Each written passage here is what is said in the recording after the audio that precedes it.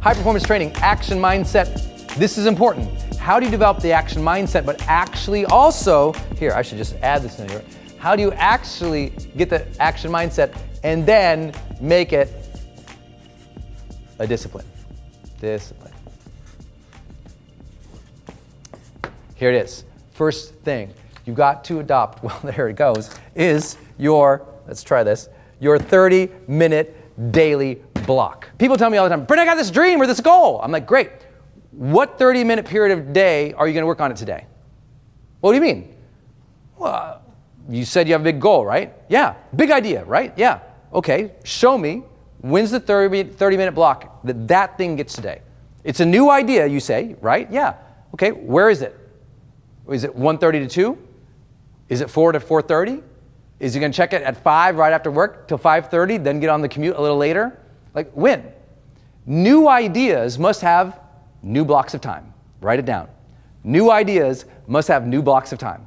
If you got a new idea, someday, big dream, and it doesn't land in the calendar, at least, listen, daily, 30-minute daily block of time, of course you're not going to get momentum. It's got to be, look, if you won't give something 30 minutes a day, it don't matter to you. Just be honest. Like, any good parent will tell you this. Like, if you don't spend 30 minutes with your kids a day, I mean, good luck in having that connection. Good luck in forging that future. Good luck in helping that person feel loved and supported. I mean, if something is important to you, you give it time. Is it true? So if this idea is important to you, immediately mindset, this is what I immediately do, 30 minutes. And if it's a completely new idea, it's got to get at least 30 minutes if I want it to actually come true. And it's important from the time I set the idea, the next day it gets 30 minutes. Big new idea, must do it. If it's important to me, the next day it gets 30 minutes, not 4 years from now. Like right now, I have a big partnership I'm working on. Like it completely came into my life, totally interrupted my life. I don't have any time, but it's important. I found 30 more minutes a day, right? 30 more minutes is easy to find for everybody. People don't think they can. It's possible. I just had a friend, and I get in a huge argument over lunch about this. Not everybody can find 30 minutes. And I'm like, who can't find 30 minutes more a day? Like, show me. Which a little more discipline, a little more planning and preparation. Who can't find 30 more minutes a day? Well, I'm busy and I have all these things and you don't understand. I'm like, okay, well, walk me through your day. Well, I have to get up. I got to get everything, get the kids ready for work. I got to get in the car. I got to commute. That commute's an hour every single day. I can't take away that. I got to do this and this and this. And I'm like, well, what if you didn't drive? What do you mean? Well, what if you didn't drive the car so that your focus and intention could be doing something else? Well, I got to do the commute. I don't know. I've noticed that a lot of cars have a passenger seat, and some of them even have a back seat. And if you sit in one of those, you don't have to do this, and I just got you an hour a day. So many people they believe so deeply that they are managing their time so great. I'm like, no, most people have so much free time, they have no idea. It's that they are distracted and unprepared or addicted to consuming, that they're losing little pieces. And especially here in the United States, you guys have heard me rail on this, the average American, 4 hours of television a day. Don't tell me you don't have 30 minutes a day. I don't know anyone who can't find 30 more minutes a day for a great new idea that can change their life. You got a new idea that can change your life? Find your 30 minutes every single day. Number 2, remember the first output rule. First output rule says this: if you've got a big new dream, big new goal, big new idea, don't think that you have to do what we've all been taught, which is begin with the end in mind, because sometimes you don't know what the end in mind is, but you know the first step. So what I tell people is like, I got a big new idea. I go, great. What's the first output that you would have to create on that immediately? What's like the first output that would start you on the path? I don't know. Okay, figure that out. First step, first output, right? First step is not the research. What's the first output? Let me give you an example. When I began my career, I said, one day I'm going to do video courses. End in mind, I'm going to do all my online courses. That was the big idea. Brendon Burchard, am going to do online courses. Guess what I didn't do? I didn't say, well, I better figure out the whole curriculum for all the courses for the rest of my life. Begin with the end in mind. Didn't do that. I said, what's the first step that would allow me to start doing that? Okay, first step, get in front of camera, teach, and post it on the internet. That's the first output. One teaching video on the internet. So I went and I got my stupid little, at the time, flip video camera. Some of you guys know about those. Got a flip video camera. I duct taped it to a box. I put on my cleanest shirt at the time, and I stared at the camera and I taught. And I pulled off the flip video camera and I spent 4 hours uploading it on the internet. You remember that? Probably not. But you remember that? Yeah, upload, and then it wouldn't play because it wouldn't stream fast enough. But I spent the time. The first output to me building an online course empire, one video. What's your first output? Do that now. That's how you maintain momentum. The reason people don't stick to their habits is because they're waiting to create the output someday. I'm like, what's the first output? Do it. That's the thing to work on right now. When you got that 30-minute daily block, work towards that first output. Because you get the first output, you got real momentum. You get the first output, your dream, your idea is realized, it's tangible. It's like, ooh, I did that thing. First output. If you don't know the first output of what you have to create, you don't even have a dream. You don't even have a fully thought out idea. First output, make it, do it, create it, post it, do the thing. That's it. I want to write a book, Brendon, but I don't know what the whole book is. I'm like, great, first output, first page, write it. What do you mean I don't know what the book is? Write the first page. But I don't know what the book is. Write the first page. First output would be the first page of the book, right? Write the first page. But I don't know what the 5 chapters are. I don't write the first page. See? You don't have to know the whole picture. First step, do the first output. Because you get that first page done, you'll probably get that next page done. You'll probably get the next page done, and you'll start getting clarity of the project. A lot of the creativity of life comes in motion, not the beginning in speculation. Okay, next up, number C, 90-day challenge. I can't believe how many people have a big dream or big goal and they don't set up their own 90-day challenge. Like, okay, what's your first output? Good job, appreciate you, but you got 30 minutes every single day. In 90 days, where are we? 90 days, 3 months, let's go. Because see, what most people are, they're scared to commit to the big idea and dream. And I go, oh, don't commit to the first big idea and dream. Not for life, just like you won't ruin your life forever. Don't commit to your new idea or dream forever. I need 90 days. Give me 90 days, man. Commit to that thing 90 days and get at it for 90 days. Reevaluate after the 90 days where you're at. Don't think, see, most people don't take an action because they think, well, I'll have to do this action forever, just like they worry, I'll be ruined forever. There's no forever. There just isn't. There's just now. None of us are guaranteed anything. So if what we have is right this moment and we're looking to the future and we're working towards that, good job. In 90 days, where are you? That's it. What'd you do in 90 days? Did you lose 5 pounds? Great. You don't have to say, I'm going to be completely life transformed. I'm going to have 6-pack abs and still drink pina coladas on the beach with 40 people in bikinis around me. No. Dude, lose 5 pounds. You got 90 days. Go. Like, just set the 90-day challenge for yourself and get at that. And then worry about the next series of goals after that. So if you've got a big idea or a dream and you're really committed to it, commit to a 90-day challenge. And what does that mean for you specifically? What's going to happen at the end of the 90 days? How you think, how you feel, how you'll move, what we will achieve, what outputs are created. Get really clear on those types of things. You'll be so happy you did. Without these things, there is no idea into action. There is no momentum. That's why you didn't stick to your habit, because you didn't give it 30 minutes a day. You didn't stick to your habit because you didn't even know what you were supposed to do. You didn't stick to your habit because you didn't at least set a time period that was realistic for yourself, that was doable. D, you got to have your drop list. There is no new idea in your life without a drop list of things to stop doing. A drop list. I'm dropping these things. I'm not doing these things. I'm saying no to these things. I'm getting this off the agenda. I'm letting that responsibility go. It's the things you aren't going to do that help you do the things that you're going to do. So you got to spring clean a little bit. If you got new dreams in your life, spring clean. What are you going to stop doing, right? I'm very, very, very disciplined about this for me personally. I have one of my own personal practices on the first of every month. I make my drop list every month, not once a year, every month. I go, okay, this month, what do I need to drop? Because inevitably, I'm moving so fast, I pick up new things I'm doing all the time, right? Some new idea, new dream, new thought, because I'm trying to innovate, I'm trying to be up front, I'm trying to lead, I'm trying to change things, and then what ends up happening is, throughout the month, other people also do what? Other people give you responsibilities, give you ideas, give you programs. They're adding onto your plate. All month long, you're collecting a bigger and bigger plate, right? Some month I start, I go, okay, well this month, I'm gonna do these 5 new things. And the end of that month, I realize, you know what, I'm not gonna be able to maintain 5. I'm gonna drop 2 of them. I'll stick with 3, but I can't do all 5. That's a drop list. Without a drop list, I have no idea how you can keep adding new things. Make sense? Some of the biggest breakthroughs in our life is when we just stop doing the things that we know aren't right for us. Next up, big important one, the Friday friend status call. Everything that we know from goal setting comes back to sociology.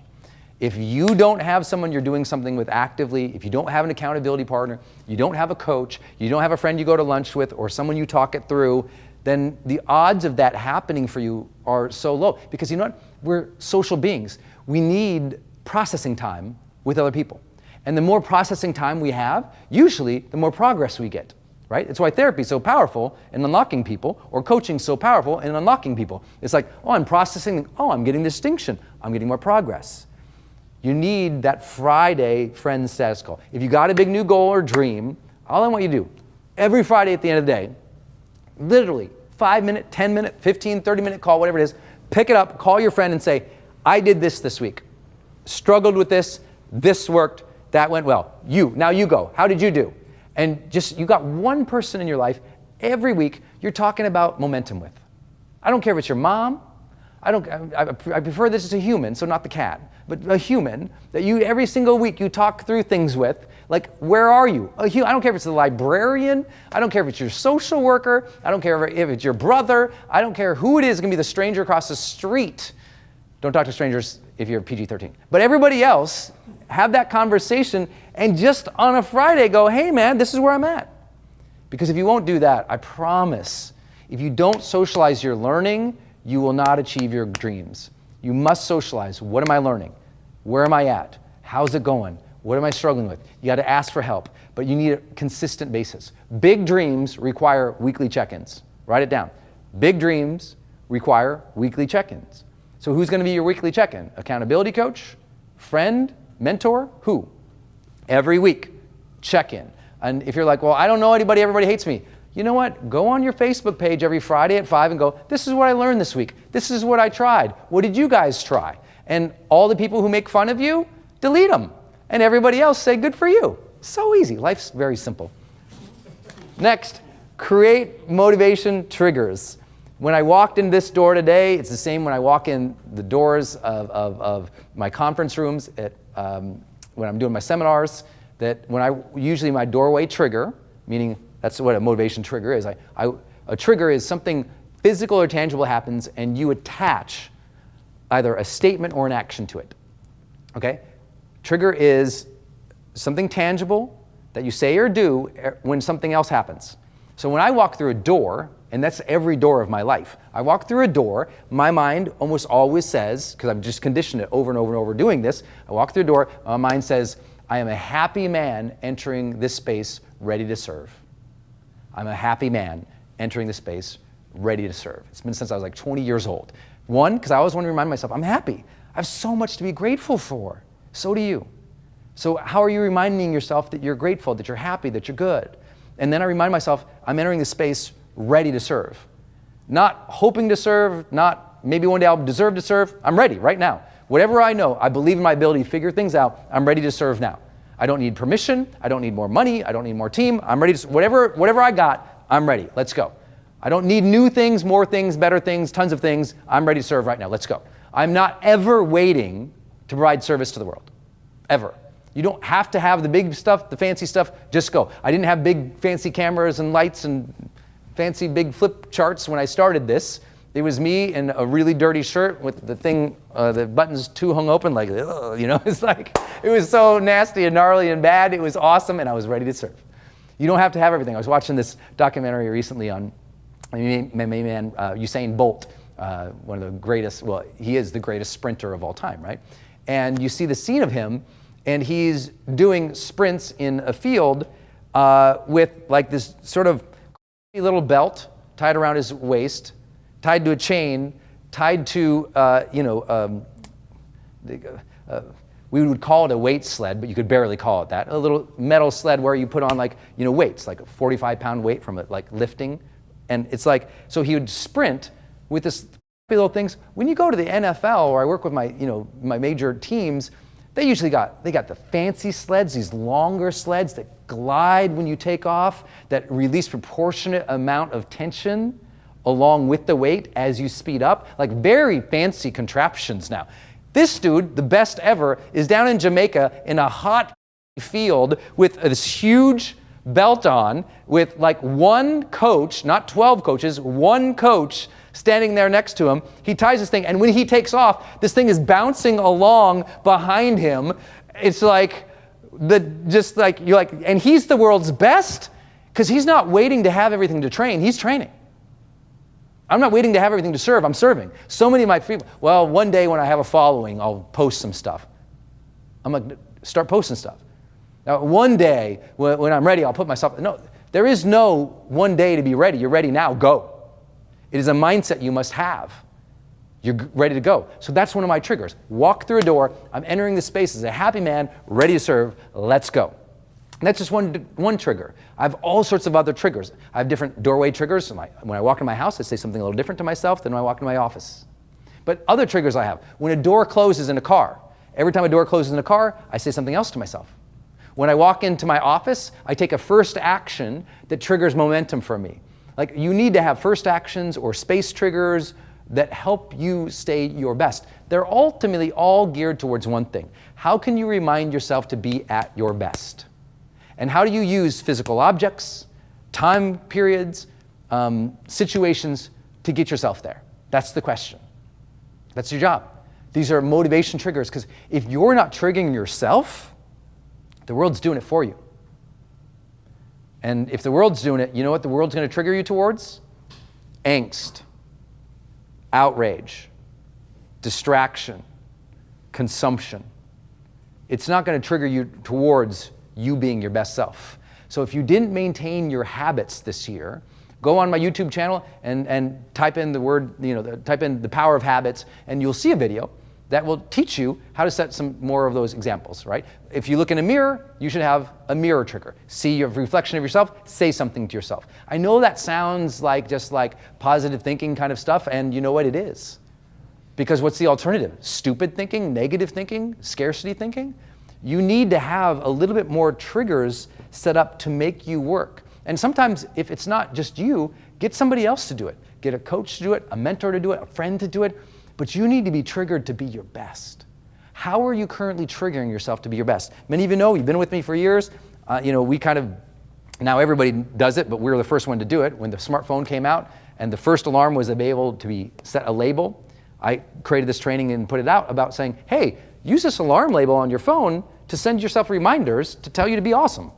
Put your 3 words in here that pop up and remind you who to be. Use this as a trigger to be your best instead of as a box of consumption, because this can be a weapon for good or a weapon that takes you into distraction, but it's up to you, just like the rest of life. Self-reliance, it's up to you.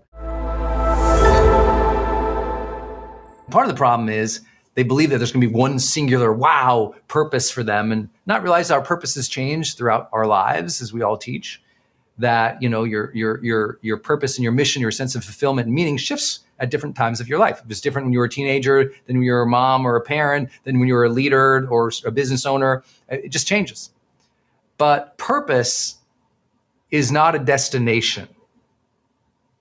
Purpose is a flowering. Purpose is a flowering. What do you mean by that? Well, as we're going through our lives, we're going to have a lot of metamorphosis. I don't know. Is that plural? Can you even say that? But, there's that moment, those moments where we grow into something else, where we bloom from a situation, even if it's darkened soil, where we open up to a different style, approach, awareness, consciousness, where we open up our personality, where we open up our beliefs. And these are transformative moments in our lifetime, right? And what I mean by purpose is a flowering is you might be stuck right now and not realize that you being stuck is the gateway to the next level of your life. People who lack resilience bemoan the moment, and they get stuck here and frustrated that they're stuck here. And they don't understand their life is expanding. Even if right now my finances are stuck. Even if right now the kids don't like me. Well, they're 2, give them time. It's like, or they're 18, give them a few years. It's like, listen, we get so narrowly focused now that we lose the connection that life is expanding. This last year, I've been telling all my audiences and my high-end clients, I said, listen, last year was, and really like the last 2 years was a sensation of constriction. We felt shut down. We felt we had to go into protection mode. And some people are still living there. And we forget that the whole universe is expanding, that that our life is growing and flowering in front of us. And let's be curious about that blooming. Let's be excited to see where it goes, even when it's in difficulty. I had a major brain injury in 2011, and I didn't know what my life was going to be like. And I had 2 or 3 days after my diagnosis. I knew the next 2 or 3 years was going to be really difficult with a traumatic brain injury, and I was scared. I was writing a book. My career was going big. I had all these responsibilities, and I was freaked out. And I just remember laying in bed and I thought, well, either this is a challenging moment that opens up your next level of being, Brendon, or this is a moment you quit. How are you going to look at it? You're going to quit because it's hard? Or going to say, maybe this very challenge was placed before me to make me better one day. Maybe I can't see that now. But maybe I'm supposed to grow into something more. I don't know what it is. But I have faith in that process. It's the same old tired metaphor that I know you know, but it is a beautiful metaphor from nature. When that caterpillar goes in that cocoon, there's that time of isolation, of darkness, of uncertainty of how things are going to turn out, of the difficulty of breaking free to that next level. But when that breaking free happens, it's like another being emerges, right? Another spirit, right? That metamorphosis is transformational. And that caterpillar is this light, dancing, ethereal, gorgeous butterfly. When before it was kind of this slimy little thing inching along, which had its own beauty and challenges. But at some point, nature had the impulse to say, go within. Take a minute. Take a minute. Meditate. Sit in stillness. And imagine what's next. Because we don't know when that cocoon will open out of our challenges, our difficulties. But if we are faithfully aware during those times, if we are faithful to this idea that our purpose, our future, it's flowering, that we will emerge lighter, better, if we have that trust in nature, in time, in God, in universe, in cosmos, in expansion, whatever your vibe is, when you can reconnect to that, you can get through the difficult moments. Because recognizing that life has challenge, struggle, suffering, difficulty, that's how I began this talk. We have to be aware of that. We have to acknowledge that. We have to be okay with that. And once we can say, yeah, sometimes life super sucks. It does. Guess what? That hurt, that pain, that struggle, that's an indicator light of now. That's not the roads ahead. I'm not going to drive my life because of that. It's that idea of like, well, let me look at it. Let me talk about it. Let me express about it. Let me journal about it. Let's shed some light on this difficulty here, because monsters fade with more light. Right. The darkness opens to light as we open up the door again versus closing our heart. Oh, right. You know what? I got to take care of my body and release some of this tension so that when that challenging moment comes up, I feel ready and loose and I'm not carrying all this hurt, pain, and stress. And we have to notice that we are blooming now, even when it's difficult, even when it's the hardest time, even when we don't feel good. People always ask, how did you pull through that brain injury? I'm like, well, I just decided that I must. And I decided that that challenge was given to me to make me better. I didn't know if I would get better ever at that moment. I didn't know, would my brain heal? Would my body heal?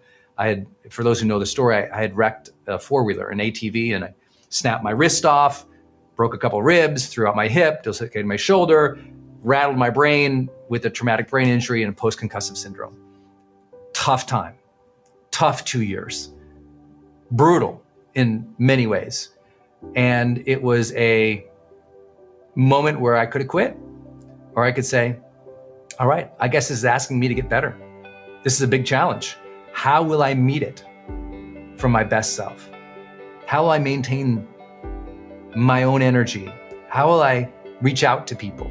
How will I trust that even if I feel limited in this moment, that limitation, there's still a gate that is opening to the future. Even if I feel alone right now and it's dark, I'm telling you what, that cocoon is just building around me. If I stay open and trusting in nature and faith or God, and suddenly that cocoon opens up and I emerge as a different being. Monsters fade with light. And sometimes, we forget that, and we hold so much from our past in our mind that we're not even free in the moment because we're scared. I always tell the story, if you've ever been to my seminars, I often tell the story of when I was like 12 or 13 years old. I had gone and shut out the lights in the house, went to bed, and was just getting comfortable in bed and happened to look around my room, and in the closet, there was a figure in the closet. And it scared me. Like, it was like someone in my closet. It was like a terror. I'd pull up the sheet as if, the sheet is going to protect me from the axe murderer, not so good. But I pull up the sheet and I was mortified.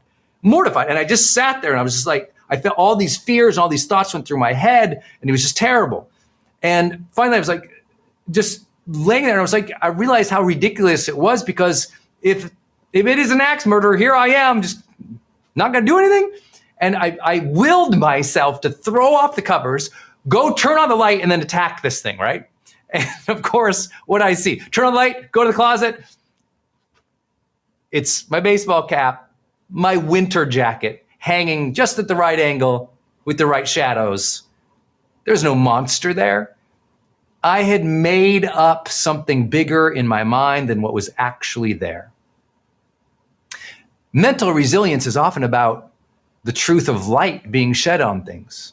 Sometimes facing it, sometimes finally talking about it, finally sharing about it, finally sitting down with it and looking at what it is. Sometimes it's getting perspective on something.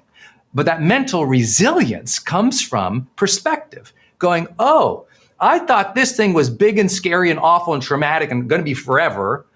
And then mental resilience goes, oh, when I turn the light on it, I recognize, yeah, it wasn't good, but there it is. It's not as big and scary as I thought it was. Or, hey, let me shed some light on it and have a conversation with people, bring out this hurt and share this thing with people. Because you know who becomes really resilient? Communicative people. People who open up their heart, open up their mouth, share with others their experience and their struggles, because often it's talking through those challenges, demons, villains, monsters, whatever metaphor you want to use. It's in discussion that we other people talk about it and like, oh, that thing's not so scary. Oh, and in processing, I'm understanding my feelings more. Again, this is just why I think it's so important. Most people have never had these tools, and they've never summoned the courage to talk about things. But the people I follow on online, as an example, the influencers who really inspire me, they're often like, here's what I'm going through. They're sharing their struggles, and not as an act to get more likes or followers, but because we know in expression, we discover emotion. We discover that in expression, we can find empathy for our own voice and receive it from others. In expression, we can realize that this thing doesn't have control of us. We get to communicate its meaning. We get to communicate what it is and what it is not in expression. And so I say, monsters often fade with light. I was telling people, don't forget that the light in a dark room only exists because of the dark. But that light grows as you open that door a little bit more. And you're not so closed anymore.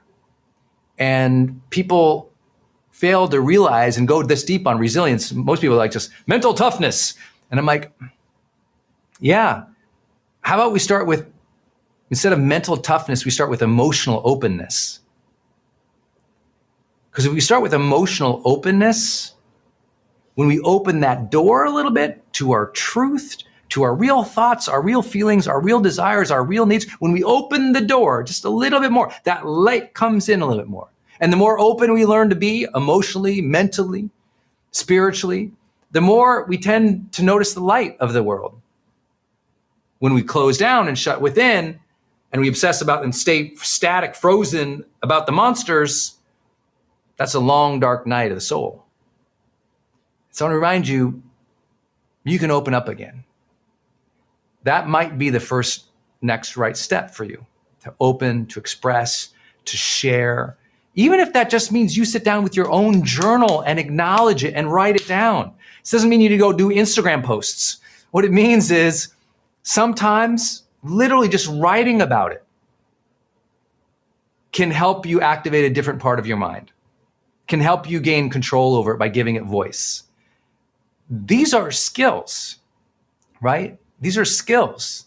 And the skill of expression, whether it's self-expression in your journal, or you talk to your phone and record it, or you share something with your lover or your partner at dinner, or you go to a group, you meet new people. This is powerful stuff. This is really powerful stuff. And I really want to encourage you to think about, like, wow, have I been as resilient as I wanted to? Have I been,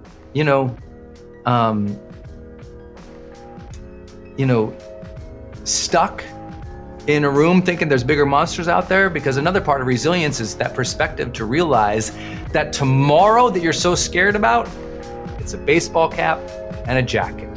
It's a mental projection. We are the ones who build the vision of fear in the future. Because the future doesn't yet exist. Tomorrow is very much a blank page. And even if there are known challenges in the future, we still can't see the chapter after that. All we can do is show up each day, faithfully, ready, doing our best. And when we can do that over and over and over again, suddenly things aren't so scary. This can be your day for personal growth. This can be that day you committed to and you remember and you go, that was the day I got myself a community. I got better coaches. I committed to making my life the absolute best that I could. This is that day. Make today your growth day. Click the button on this page and sign up right now.